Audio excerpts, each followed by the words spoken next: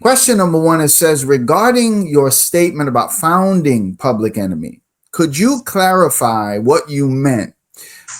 In hindsight, do you feel it could have been worded differently? Take us through your thought process of that statement. When I mentioned in the documentary that I founded Public Enemy, and I think that's the way I said it. Yeah.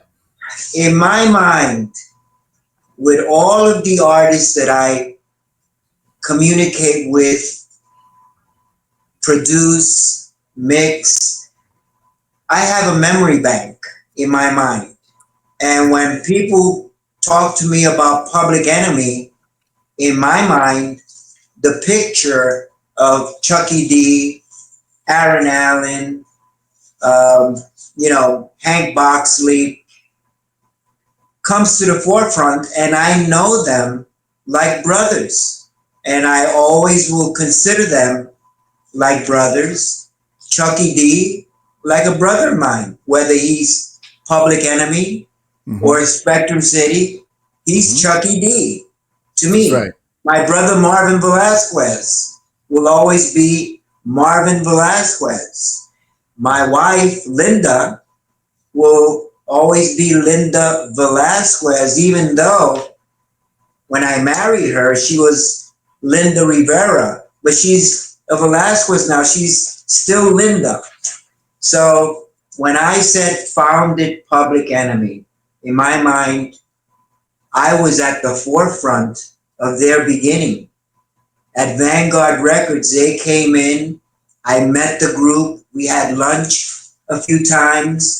They came in with their manager, Tim Olfey, who lived in Oyster Bay, and Tim Olfey and I were involved in other recording projects, but that's the way I knew them. And as they, and again, we got together, we heard Lies, which was the song that they were introducing for the first time, at least to Vanguard Records.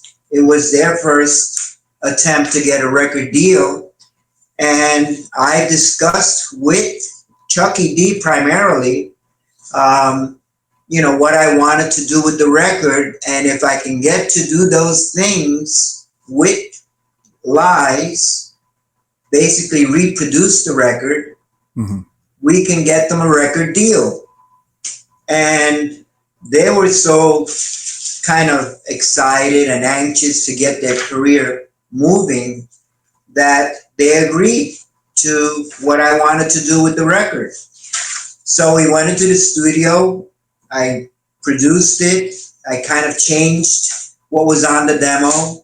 There was a lot of busyness musically on the demo that I thought needed to be made a lot more simpler, a lot more bare bones, so to speak.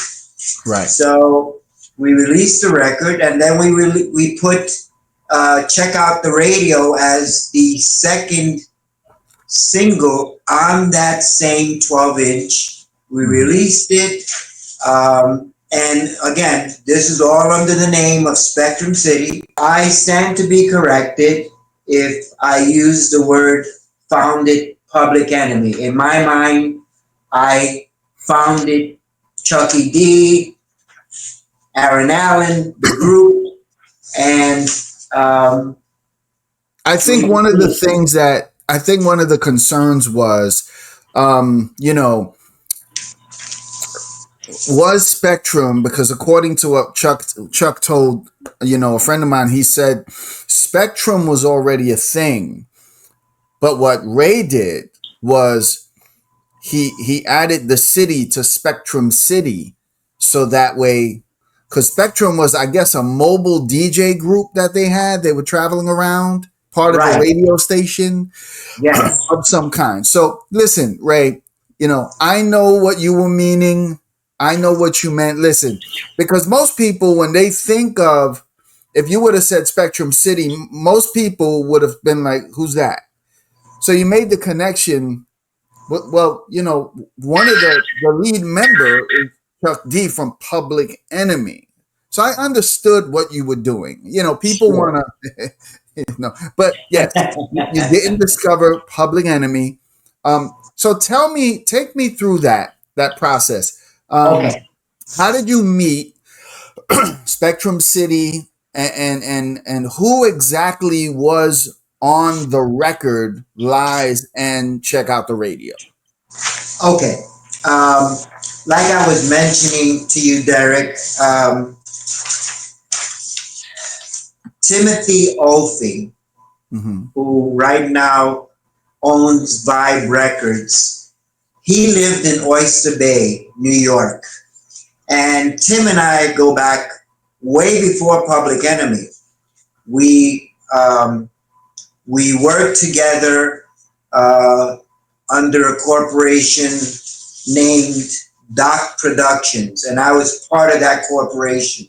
Hmm. Uh, Doc Productions was funded by Doc Abobay. He was a chiropractor, and he lived in Long Island, and he funded our projects. So Tim and I, we did a few projects with Doc Productions. We did Ruth Dawes, Dawes, on Profile Records with her single "I Love Only You."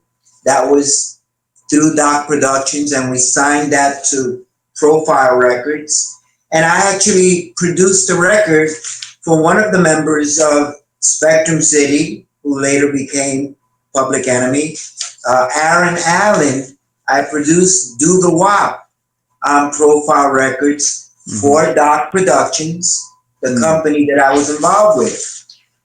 Doc Abobay, the owner, the president of the company, Doc Productions, like I mentioned, he was a chiropractor, but at the same time, he owned BT Express and had sold BT Express to Columbia Records for $1 million. I believe that was the amount. And, so Tim Olfey and Tim Olfey, who was the manager Hmm. of um, Spectrum City, who Yeah. later became Public Enemy, um, Tim had called me at Vanguard Records one afternoon and says, "Hey, Pinky, I got a group of rappers, and they are coming along. They seem to be pretty hot locally. They were from Hempstead, Long Island."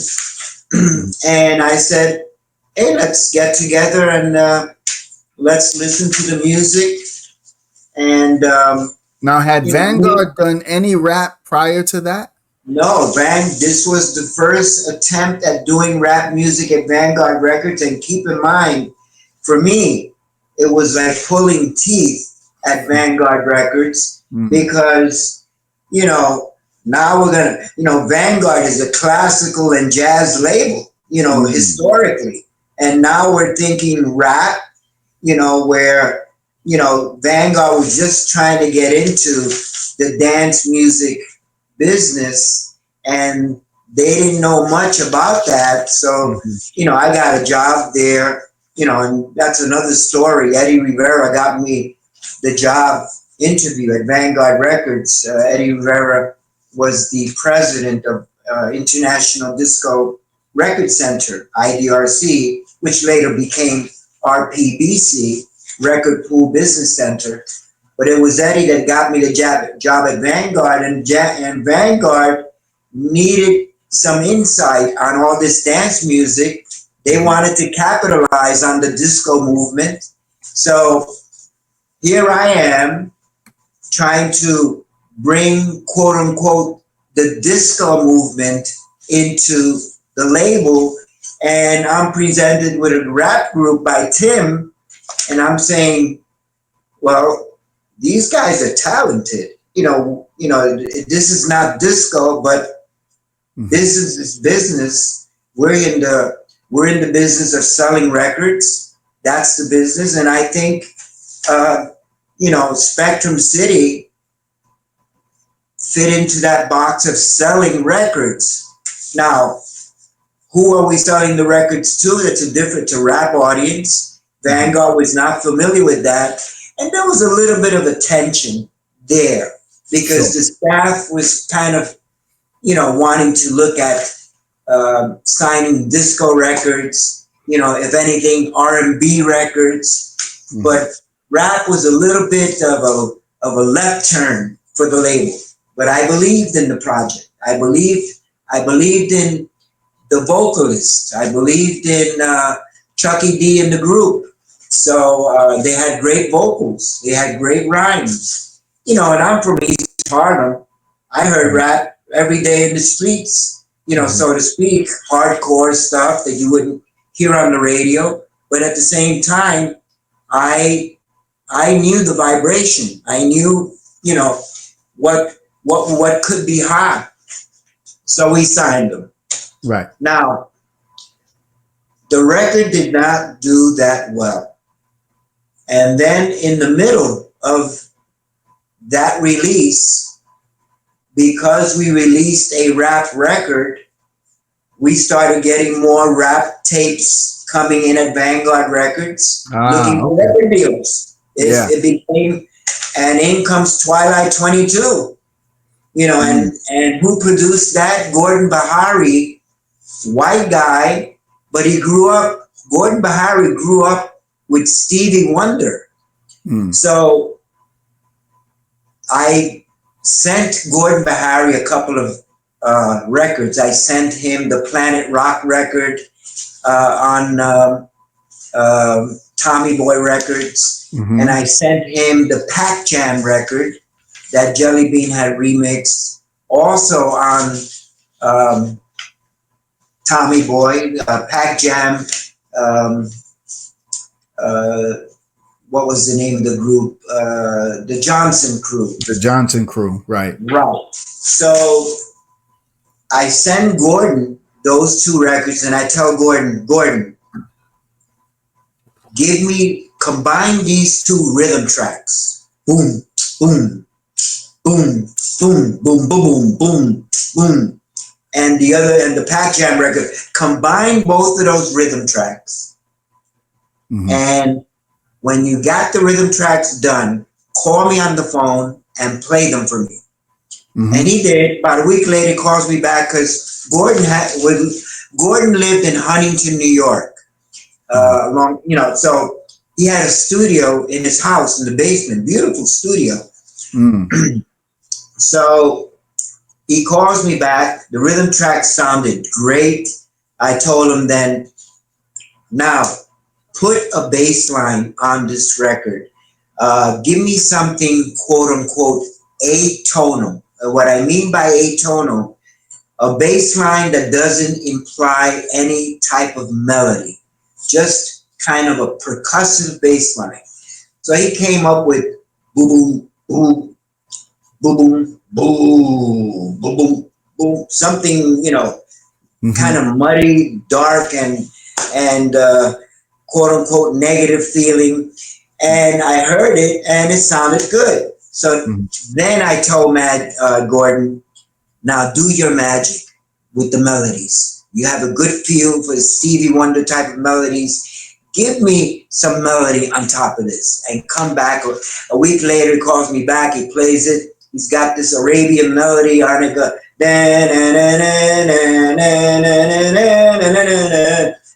the track. Right. I loved it. I loved it. So now I tell him, get some rappers together. I can give you some names of some rappers, or if you have some rappers that you can put on there, let's test it, get a rap on there. So he found some guys and he put the raps together.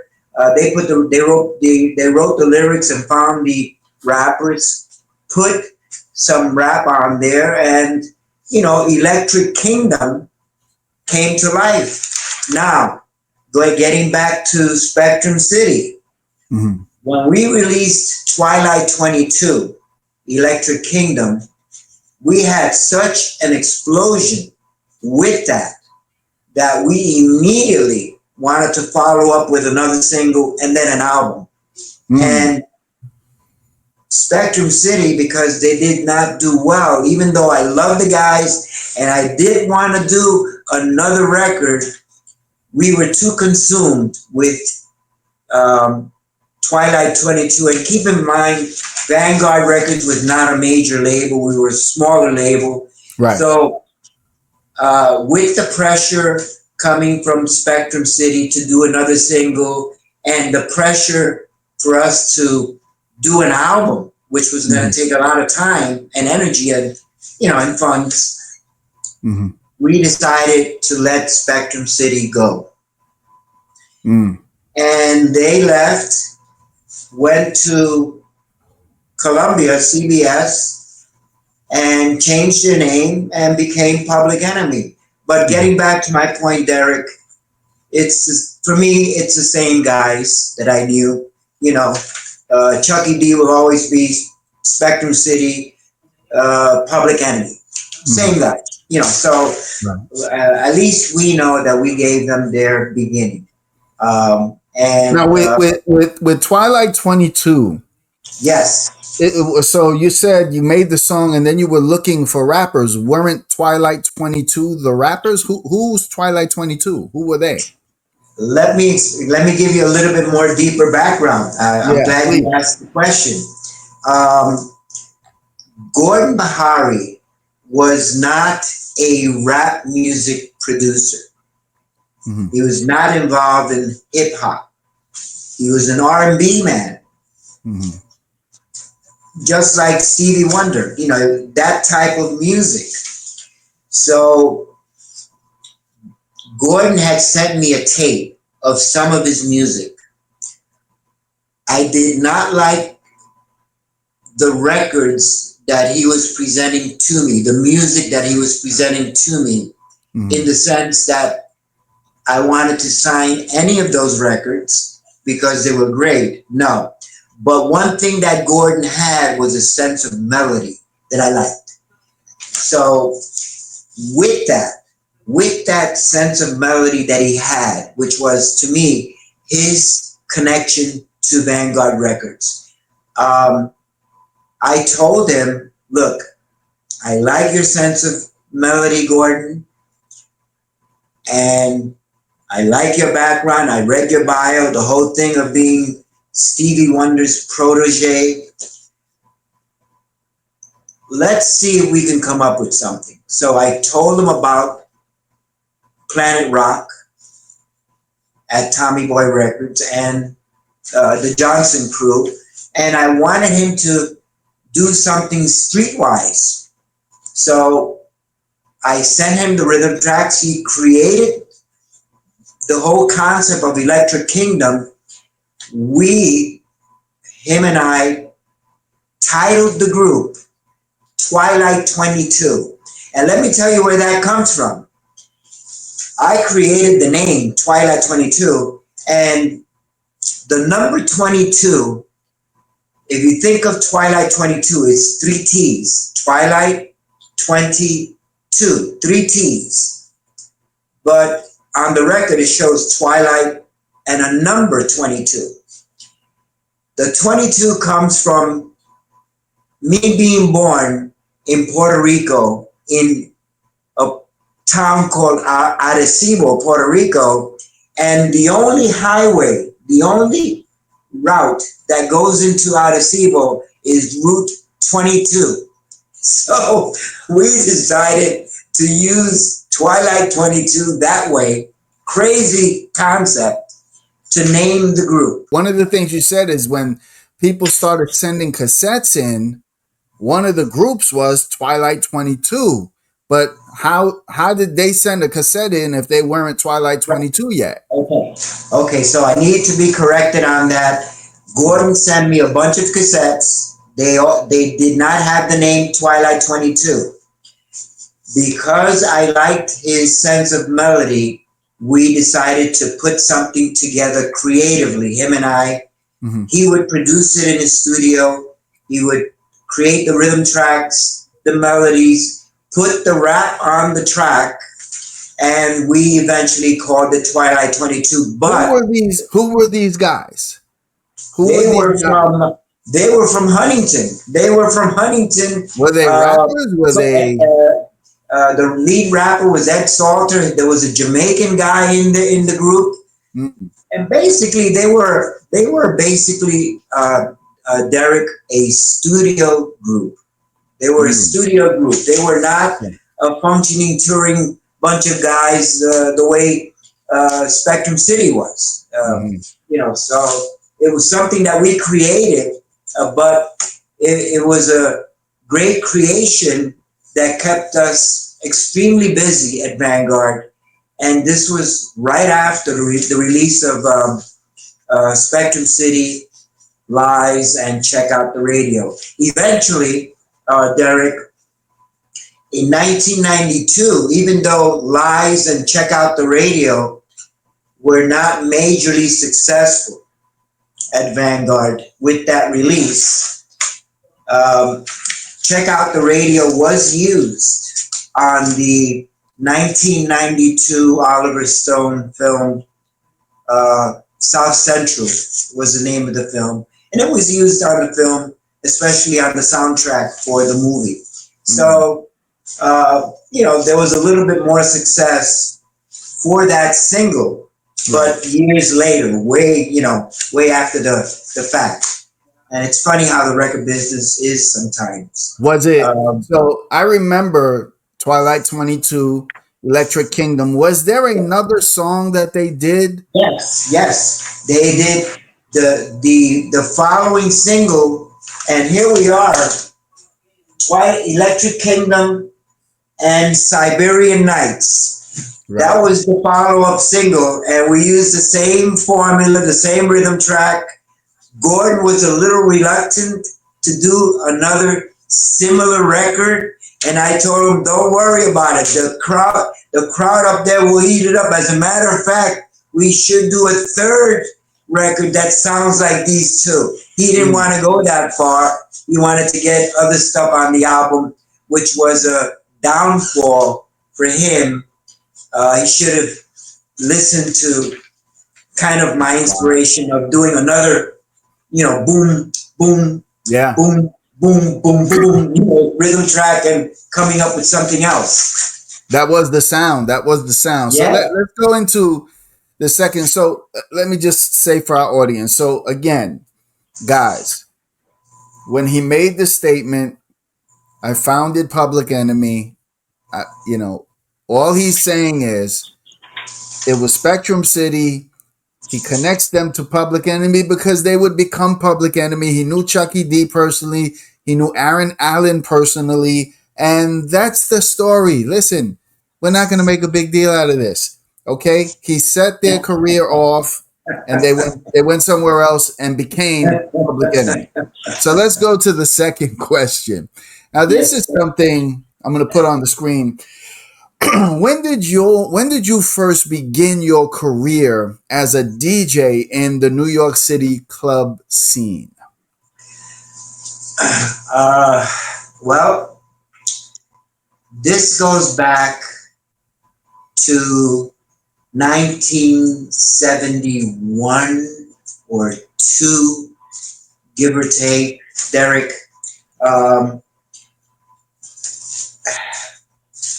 I started out as a DJ.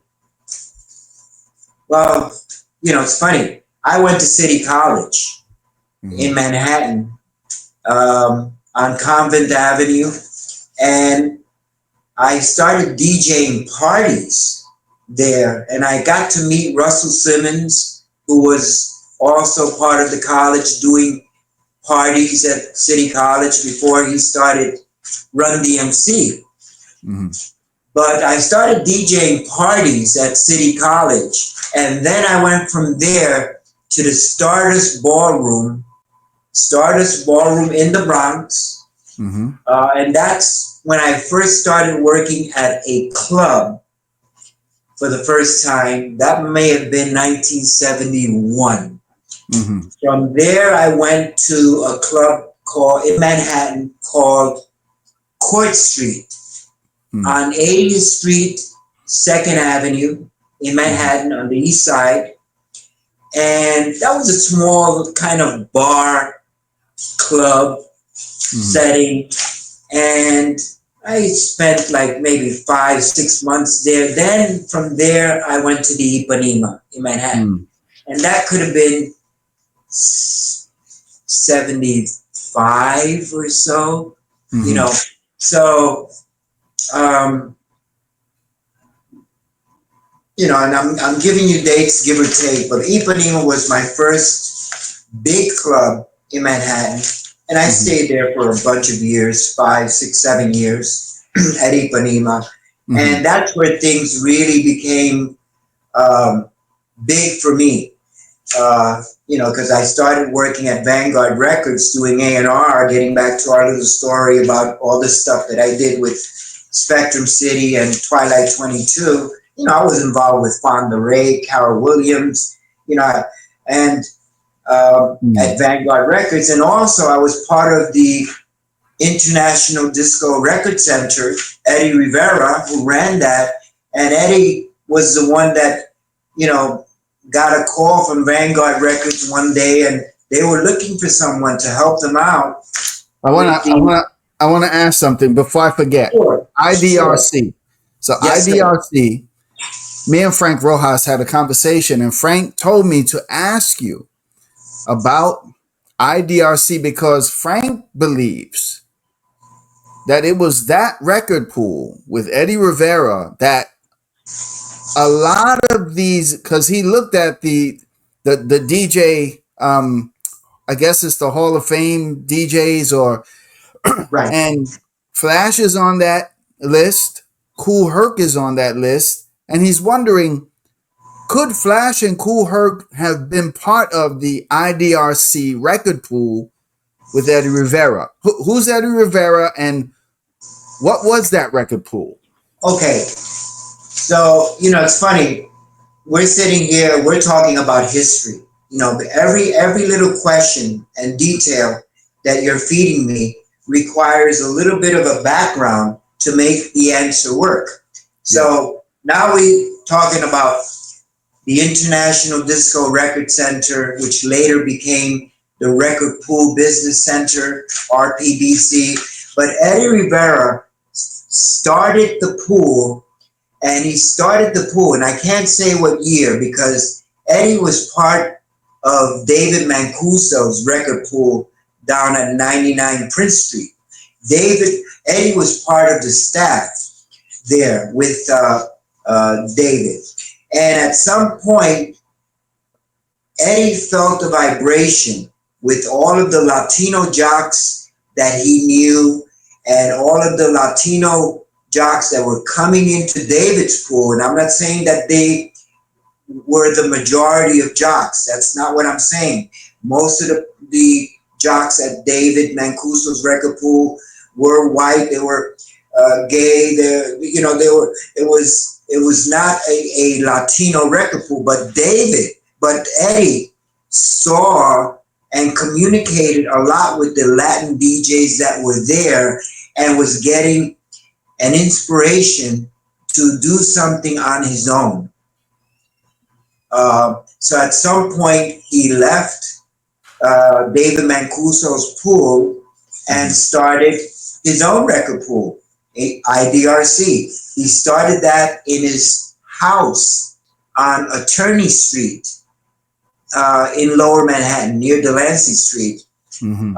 And records were coming into his house from record labels because they knew Eddie based on the fact that he was part of David Mancuso's record pool. So there was a little bit of a trust, a little bit of a connection for Eddie to start to continue to receive records from record labels based on, and he built up enough members, maybe about 200 members or so from his house. You wouldn't believe the amount of record boxes and records that were overloading his small apartment, and eventually he had to move. It was just getting too big, and he moved to Lower Broadway, 18th Street and Broadway, 873 Broadway, I believe, on the eighth floor or something,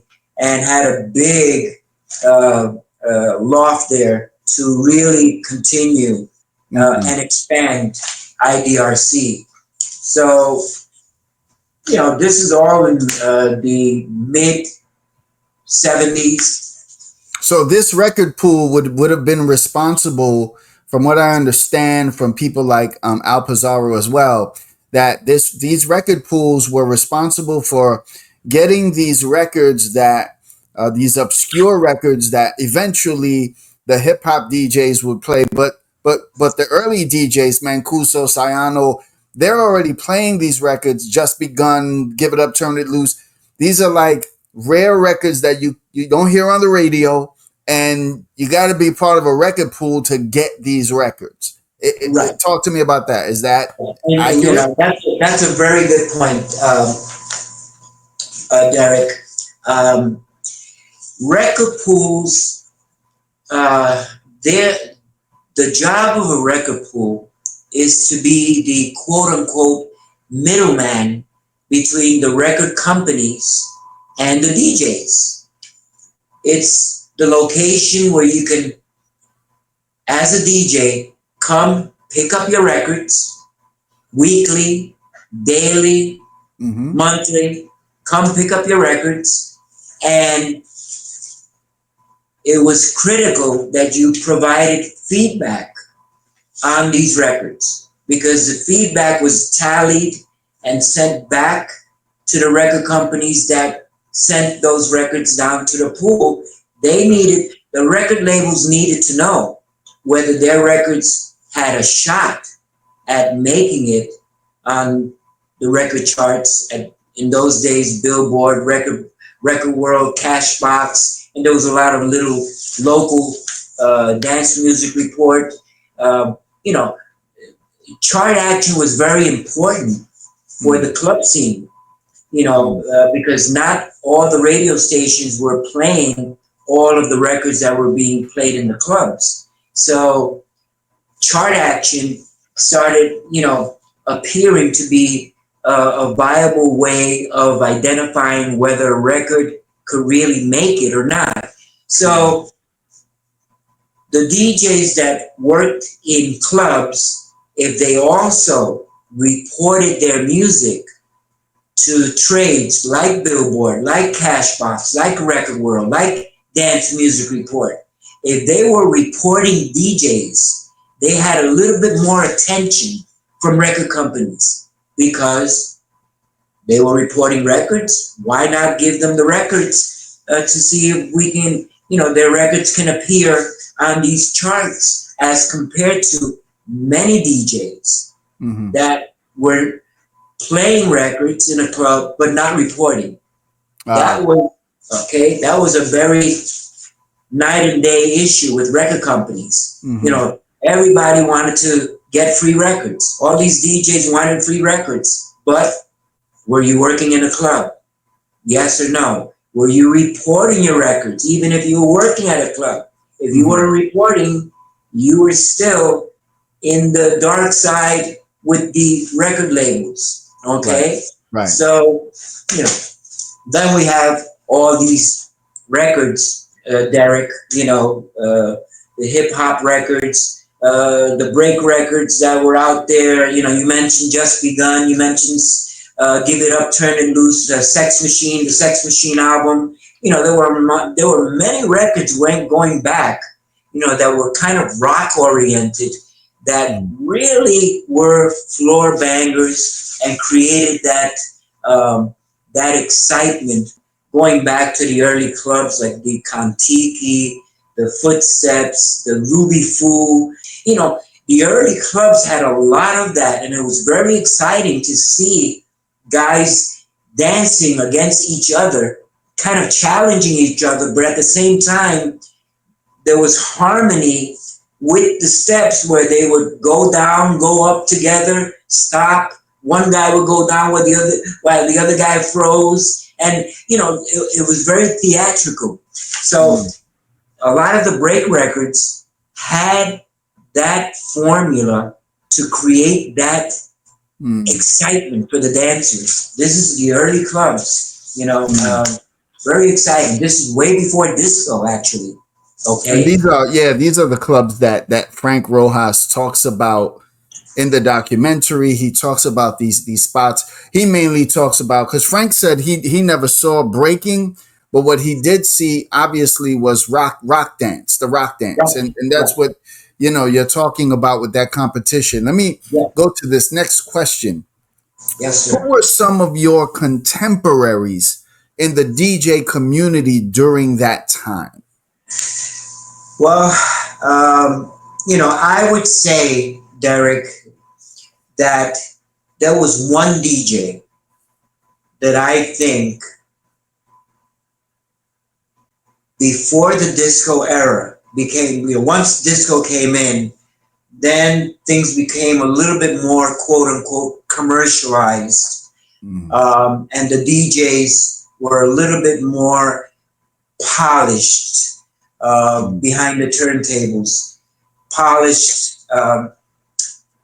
But there was one DJ before all of this that I think, should always have the credit for being that DJ that that united the rockers. One DJ that had that spirit that all of these clubs could look up to and kind of put on a pedestal. And that DJ was Alfie Davison. Mm-hmm. Uh, he Mm-hmm. was a big part of the early scene and an inspiration. There wasn't a club that you can go to, whether it's Ruby Foo, the Footsteps, the 310 and a half in the Bronx, the Contiki, that you could not mention. The conversations about DJs. Alfie Davison was always at the center. The DJs from back then, how were they extending that music? Was it mixing? Just blending Well, it? How were they doing this? Or were they playing the whole record? there was no such thing in those days as a long 5-6 minute break. Right. And if you heard that in a club, either the DJ was using two copies of a 45 because the 12-inch was not out yet. Mm. So two copies of a 45, or having some type of an acetate made at perhaps Sunshine Sound or one of these studios where you can at home create a long version, go to Sunshine Sound, put that long version on an acetate, take it to the club, and now you have a 4 or 5 minute record break to play in the club. And you can do that with a few records, and you can connect them back to back to back and create a break frenzy. Louis Vega, when he started playing at Heartthrobs, and I would visit Louis, this is years after um, um, the the rock dancing that occurred pre 1975. Louis Vega at Heartthrobs, he would spend the whole evening just about playing breaks. It was break after break after break. So that Wow. to me is an extension of the early days. He just Yeah. kept that. And he built up a tremendous following there using an old formula to keep people coming in and keep that excitement of the past.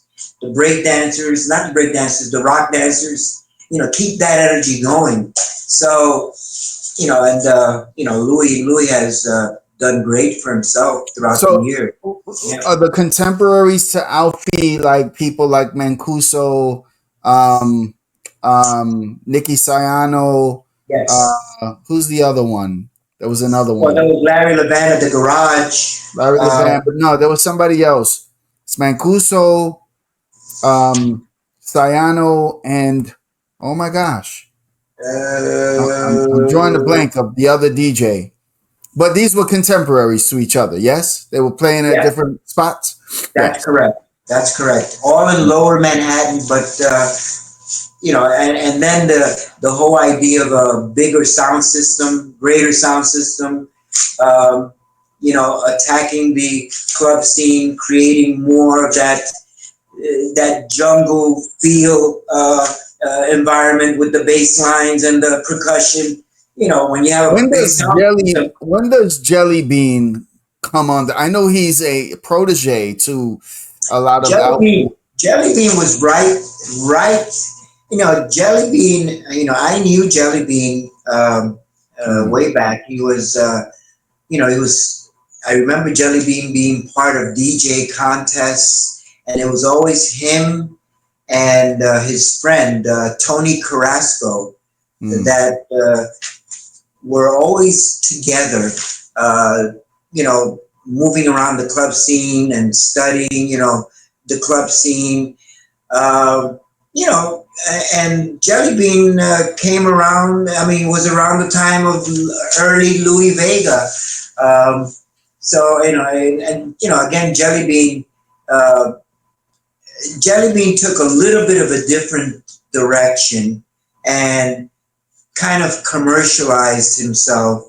Once he started getting his name on records, it was a different, and Jellybean has a family background of being, I believe his father was a lawyer. mm, Jellybean, took on a very business uh, atmosphere for himself, where mm, he got involved mixing records, producing records, and kind of kind of shifted a little bit away from what I would call the hardcore um, breakdance scene, because it was more beneficial to him mm. to get involved doing movie tracks and so it was a different, so you had to, it's a different setting for music, even though I know Jelly Bean understood Right. the whole scene of where everything came from, way back when. Jelly Bean was there, okay, but took a different direction at some point with what he was doing. Beautiful. Beautiful. Well, Yeah. brother, thank you, man, so much for another interview. And, you know, History. It's all history. this great history